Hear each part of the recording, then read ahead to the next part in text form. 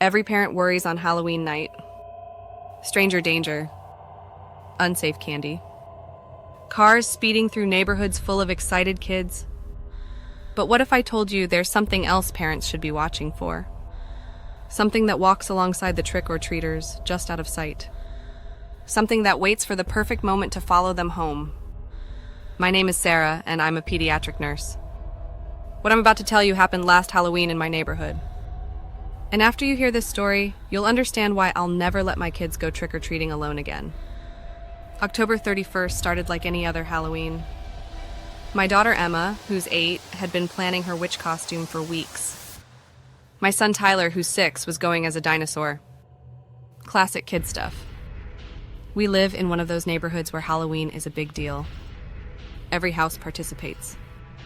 Parents set up on porches with fire pits. Kids run in packs from door to door. At 6:30, we headed out. Me, my husband Mike, and the kids. The sun was just setting, and the street was already full of families. Emma and Tyler ran ahead to the first house, their pillowcases ready. Mike and I hung back on the sidewalk, doing what every parent does, watching them, talking to other adults, checking our phones. That's when I first noticed it. In my peripheral vision, I saw something move between two houses across the street. Not a person exactly. More like a shape. Tall and thin, darker than the shadows around it. I blinked and it was gone. I shook it off. Halloween decorations play tricks on your eyes, right? All those fake monsters and hanging ghosts make you see things that aren't there. We continued down the street. Emma and Tyler were having the time of their lives, racing from house to house, comparing candy hauls with other kids. But then I noticed other parents looking around with confused expressions. My neighbor Janet walked up to me. "Sarah," she said quietly, "is there someone dressed in all black following the kids?" My stomach dropped. "You see it too?" She nodded. I keep catching glimpses of it. Behind that group of kids over there. It's tall. Really tall. But every time I try to look directly at it, it's not there anymore. Mike joined us and we told him what we were seeing. He laughed it off at first. It's probably just someone in a costume. You know how people go all out. But his smile faded when he looked down the street. "That's really tall," he said slowly. "And why is it just standing there?" We watched for a minute. The shape, whatever it was, stood perfectly still at the end of the block. It was at least 7 feet tall, maybe more, draped in something that looked like black fabric or shadow itself. And then slowly it turned its head toward us. I felt ice run through my veins. Even from that distance, I could feel it looking at us. Not in a human way. There was something wrong about how it moved. "Let's get the kids," I said. We called Emma and Tyler over. They complained, their bags weren't even half full yet, but something in our voices made them listen. As we started walking home, I glanced back.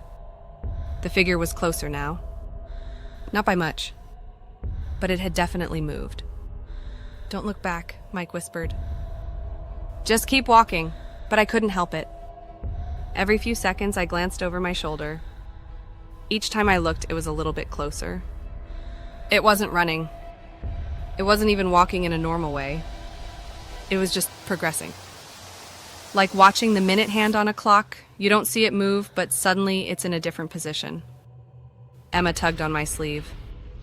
"Mommy, who's that tall person? Are they following us?" My heart hammered.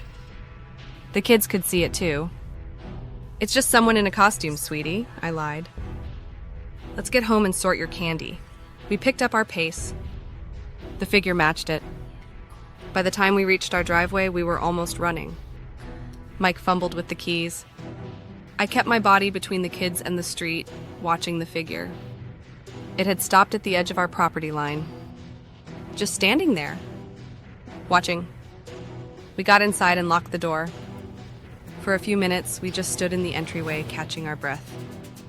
Emma and Tyler seemed confused by our panic, but were quickly distracted by the promise of sorting their candy. Mike went to the front window and peeked through the curtains. "It's gone," he said, relief in his voice. We tried to act normal for the kids. We sat in the living room while they dumped out their candy and began the sacred ritual of sorting and trading. but I couldn't shake the feeling that something was wrong. Around 8:30, Emma looked up from her candy pile. "Mommy, who's my new friend outside?" My blood went cold. "What, the tall person they quote re-waving at me through the window?" Mike and I both snapped our heads toward the window. The curtains were drawn, but there was a shadow visible through them. A tall, thin shadow. Standing right outside our window. On our porch. Mike jumped up and ran to the window, throwing the curtains open. Nothing. The porch was empty.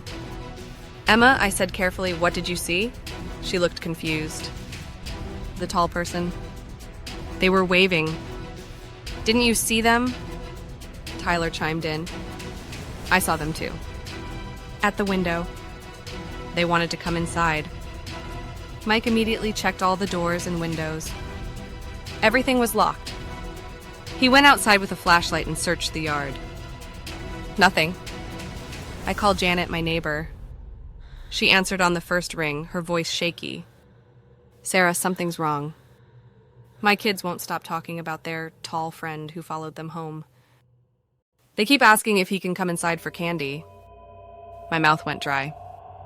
"Your kids see it too?" "See what? Sarah, what is this?" I told her everything. There was a long silence.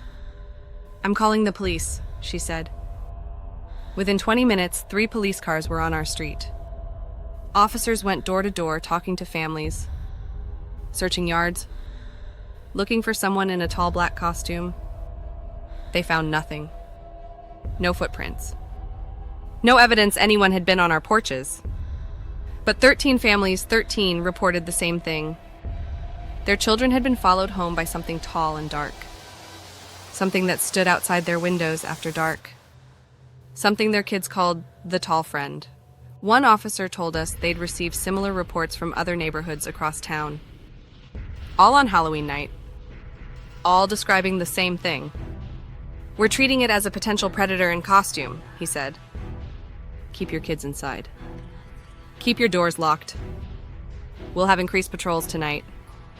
But I could tell he didn't believe his own words. There was something in his eyes. Fear. We didn't sleep that night. None of us. Emma and Tyler stayed in our room, and we kept every light in the house on. Around 3 a.m, Tyler whispered, "Mommy, the tall friend is sad." "What?" I asked. "He's sad we won't let him inside. He's just standing in the backyard, watching our window. He wants to be friends." I didn't look. I couldn't look. By morning, whatever it was had gone. The police never found anyone. They're calling it mass hysteria now. A Halloween prank that got out of hand? But I know what we saw. And I know that every parent on our street now watches their children a little closer. Especially as it gets dark. Especially around holidays. Because whatever followed our children home that Halloween night is still out there. Waiting for the next October 31st. Waiting at the edge of the streetlights, just out of direct sight. Waiting to follow more children home. And this time, it might not just stand outside. If you enjoyed this story, hit that subscribe button for more horror content. And maybe check your windows before you go to bed tonight. Sweet dreams.